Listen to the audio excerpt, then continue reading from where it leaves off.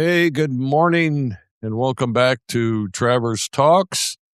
It's July 24th, 2026, and here's what's happening around Grand Traverse County this week. Let's start with a gut punch for the cherry capital of the world. That freak April frost didn't just dent this year's tart cherry crop, it wiped out most of it. We're talking 70 to 80%, folks, losses across the region. Michigan normally supplies about 70% of the nation's tart cherries, with growers usually bringing in somewhere between 170 and 200 million pounds. This year, it'll be under 50 million. Industry voices are calling this the worst than the infamous 2012 disaster because our reserve inventories were running low before this was hit. And some growers have already canceled U-pick for the season. Remember, this comes right on top of the export tariff squeeze we've been tracking all this year, and it's a defining economic story for this region in 2026. You might remember we also discussed the immigrant farm labor problem that the agricultural industry was experiencing here in Traverse City. So we've got some real issues going on unfortunately, with the farmers.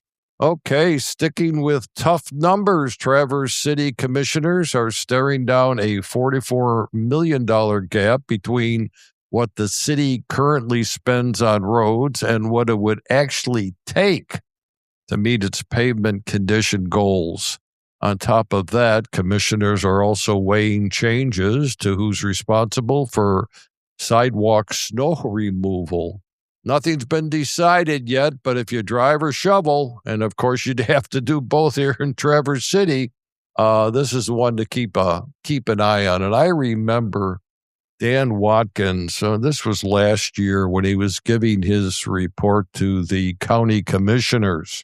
He did a study and to find out how much it would cost to do all of the roads properly in Grand Traverse County. And I believe the number was somewhere north of about $200 million.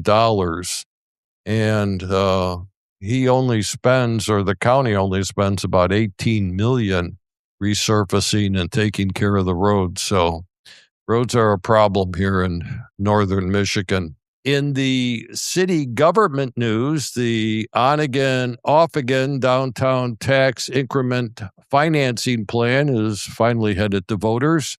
The city commission approved revised ballot language for what's now called the Infrastructure First Plan. That's successor to the old TIF 97. Projected to capture just under $140 million over 20 years. Commissioners had rejected an earlier version of the wording earlier this month. This revised version uses the district's historical growth rate instead of a lower inflation-based estimate. Voters get the final say in November. In that same meeting, commissioners also made two-way traffic on State Street permanent. Yay! God, I didn't want to see that go to one way. I just got used to the two-way, so, well, I guess it's going to be permanent now, so that's great. Out on Old Mission Peninsula, neighbors living near the base of the peninsula have been fighting Consumers Energy over an easement dispute. And good for them, they just went around. The Michigan Public Service Commission has granted them a formal public hearing on their complaint.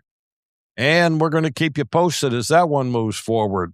And turning to national news that hits close to home, and that's literally President Trump, and some of you may have heard this, has announced fresh 50% tariffs on a range of Canadian goods, including beer, hockey sticks, of all things, milk and chemicals, set to kick in within 30 days.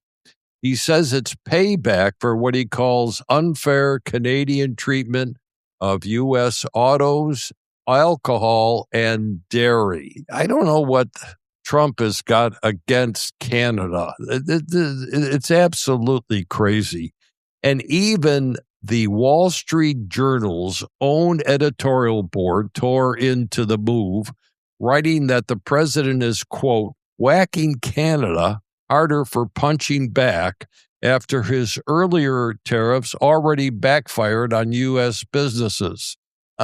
This trade fight has already been hammering American tourism towns along the Canadian border.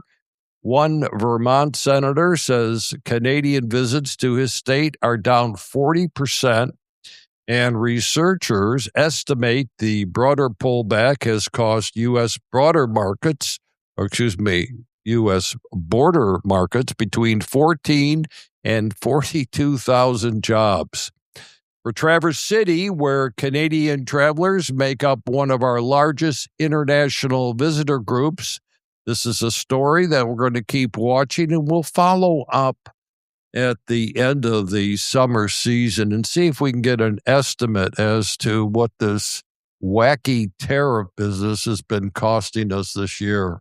Hey, on a sweeter note, Grand Traverse Pie Company is celebrating 30 years of serving up pie right here in Traverse City. 3 decades of cherry pie, and honestly, in a year where the actual cherries are in short supply, that's something to raise a fork to. Anyway, congratulations to Grand Traverse Pie Company. If you get a chance, stop in there. Their food and their bakery goods are absolutely delicious and just a great asset to the community. Anyway, folks, that's your Travers Talks news wrap for the week. Thanks for listening, and we'll see you next week. Take care.